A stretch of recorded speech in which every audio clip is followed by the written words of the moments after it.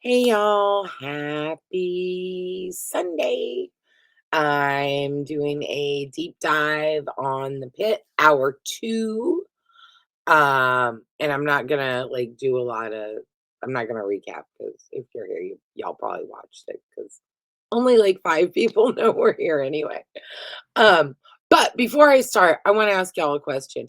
Why is every single Hosier song baby making music?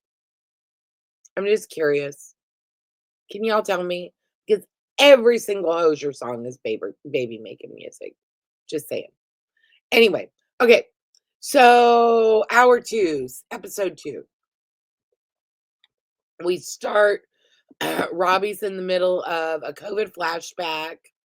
He tells Dana about David, his patient who's worried because her husband has what seems to be a kill list.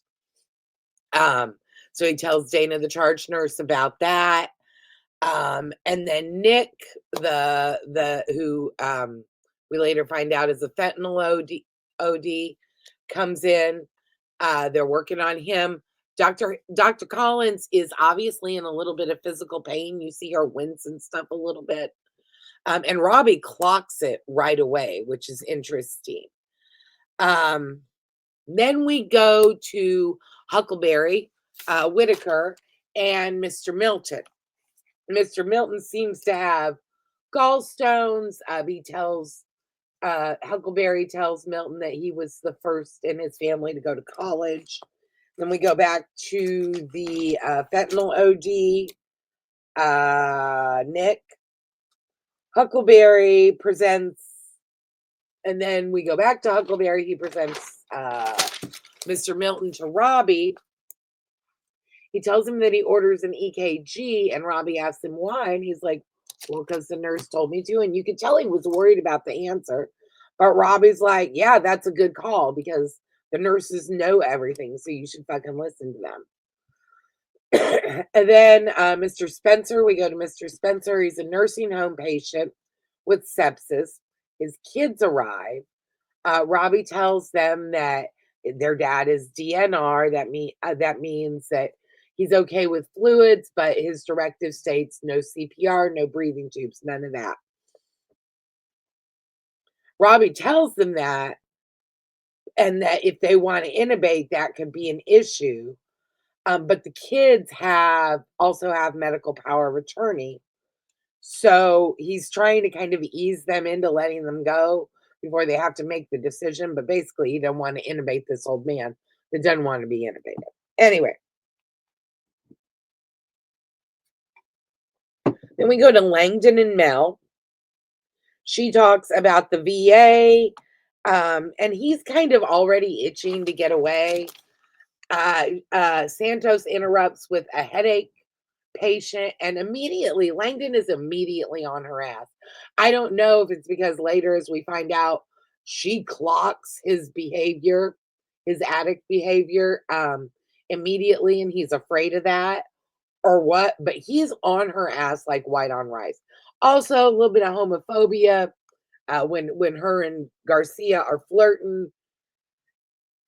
Anyway, um, but he gets pissed at Santos that she treated it before presenting. And he's starting to get agitated, but that they get interrupted by a new trauma. Ben on with a scooter accident. Then we go to Victoria. She's gluing a patient up. We find out she's with McKay. We find out that McKay's a single mom. And Victoria says, that must have been challenging to get through medical school as a young mother. And McKay says, my life has had many challenges, and med school was not one of the hardest by far. And I thought that was rad. And then there's a exchange with Victoria, Mateo, and McKay. There's a object in an eyeball, and Mateo says that is WMMV, which is what makes Mateo vomit. And Victoria's clearly into him. She's all giggly and stuff. And it's cute but kind of sad. And I'm not sure if he and McKay have a thing or if he's a regular sitter. I'm not sure. Mm. Then Robbie, he gets sexually harassed by Myrna, a patient in a wheelchair, who says derogatory homophobic things and keeps threatening to show people her vajayjay. We go back to the scooter trauma. Langdon and Garcia spend the entire trauma trash talking each other. Mel Craig's a patient. Robbie walks her through it pretty well and methodically. Then we catch up with Robbie and Nick's parents. He's come back, back from CT, and in the time that he's been in CT, he's experienced complete brain death. And Samira tells Robbie that his pupils are blown. And so now Robbie's trying to ease another family into the loss of their loved one. Drug tested positive for fentanyl. Uh, Mother is in total fucking denial already. Robbie tells Dana that Nick is not much older than Jake, who's a teenager he's referring to, who later on we find out is the son of somebody that he was in a pretty close relationship with. Said it was basically his stepson. And they're still close, and we're very worried about Jake in the upcoming episodes. So anyway, and then we go back to Mr. Spencer. He can't breathe. Robbie tells the kids that he's running out of time and that he needs a decision on intubation. And the kids are like, well, what would you do? And he's like, well, it doesn't matter. But your dad's already made his wishes known. And the daughter just isn't ready yet. Robbie watches Collins talk to a cop. And the cop's flirting. And I feel like Collins was flirting back. Robbie is clearly jealous. And then he goes and talks to Collins. They talk about the Kraken, who is a psych patient that's boarding in the ER, that is about to be out behind on his meds, and all hell's about to break loose with him. But we see more of Robbie and Collins's relationship. Clear they have a history. Clear they used to be fucking. And he's probing her for information about the cop, and she's like, "Keep on walking. Go on." Go back to McKay and Victoria. And McKay's ankle bracelet goes off. Yes, she's on an ankle monitor, like from prison. So that was new. That was new information. And Victoria's just blah, eyes are like saucers. Mel is sewing in the crike, and she starts to cry in frustration because she wasn't perfect. And Langdon does display some empathy. Unhoused man comes in, and they start to work on him, and boom, he had rats. So there's, patient tested positive for rats. Blah blah blah blah blah. We go back to Mel and Langdon. They're with the kid that ate the weed gummies. And then Kiara, the social worker, enters, and then things start to really pop off. And Langdon really doesn't help the situation. He kind of helps it escalate. Then Robbie comes in, takes control of the situation, and kind of like and he's always empathetic and sweet, but you can tell he's boiling because he had no patience with these motherfuckers. He has no patience with the kids that later on force him to intubate. So yeah. Goes back to Teresa, tries to get her to call David. David doesn't answer. Robbie and Gloria talk about the rat infestation. Robbie cracks wise. The EMTs bring in a patient in sickle cell crisis, and the cops, they're all being really rough with her. They've got her handcuffed. She's writhing in pain, and Samira shuts everybody up. It tells them to shut the fuck up, and she starts treating her patient because she's familiar with sickle cell. So Robbie, Heather, and Santos bring an electrocution victim in off the roof on a chopper. And McKay and Victoria, they've got a guy who he has had one of those bark collars that shock an animal when they bark. He has one of those super glued to his neck because his girlfriend was pissed because this piece of shit didn't like that her dog barked, so he put a shock collar on the dog. And so she said, fuck that, and super glued it to him while he was sleeping. So that shit's hilarious. Anyway, Mel has a patient with scurvy, and Langdon's trying to crack wise and do all these parrot jokes, but she's not quite, or pirate jokes, excuse me. She's not quite reading it. And then she does eventually, but she does have trouble a little bit getting Langdon's jokes, but she seems to really like him. And she's very vulnerable with him. So we go back to Samira and Huckleberry treating the sickle cell patient. Huckleberry's judgy, I don't want to say racist, but maybe uninformed or sheltered opinions about, and lack of knowledge, complete lack of knowledge on sickle cell and what it does to the body. He's given the Samira and the patient a hard time about the narcotics, and Samira educates him like a boss. Oh, she's so beautiful.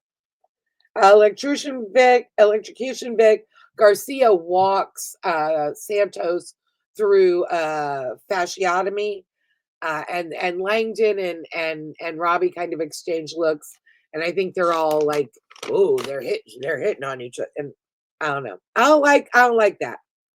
Anyway, not not that. Like I don't like Langdon and even Robbie being judgy about that. Fuck yourself. All right, Mel, my son's favorite, absolute favorite, um, is having a hard time, and everything's really kind of getting to her, and she goes out into the ambulance bay, and she's like, savvy, bougie, ratchet, and she's hyping herself up, right? And then somebody dumps a gunshot victim right at her face. So they bring the gunshot victim in, and it's like from the door to the elevators up to the OR, I think it was like a minute and a half. And Mel's really excited about that, tries to high five Robbie, and Robbie's like, "What the fuck are you doing?" Anyway, that was interesting. Huckleberry's making his rounds, and boom, Mr. Milton with the gallstones, he's dead. He is arrested. He has expired. They start working on him. Moanne talks to her sickle cell patient some more. Victoria gets a patient all by herself. McKay leaves her with an asthma guy, and she gets excited by that. Then we get Victoria and Santos chatting. Victoria's trying to find out why the fuck McKay's got an ankle bracelet. And Perla and Princess are talking shit about Santos and Victoria. And that later on we find out that Santos knows what the fuck they're saying because she is from the Philippines. So everybody needs Robbie, right? Mr. Spencer's kids tell Robbie he's got to intubate, even though he's clearly against it. The ginger sister is feeling mighty litigious if he doesn't. Heather offers to double doctor it, which is where they can override, but he refuses, says no, it's too big of a can of worms. Fuck this. Has to tell Nick's parents that their son is brain dead, and to give them, and to kind of hedge for more time. And Heather watches all of this from the desk. The entire ER, it feels like the entire hospital can hear that mother's anguish. So sad. And now Dr. Robbie has to go and intubate Mr. Spencer against his wishes. Heather watches this the whole time. And they're still working on Mr. Milton, who, of course, has expired. But Huckleberry just won't give up. And that's the end of the episode.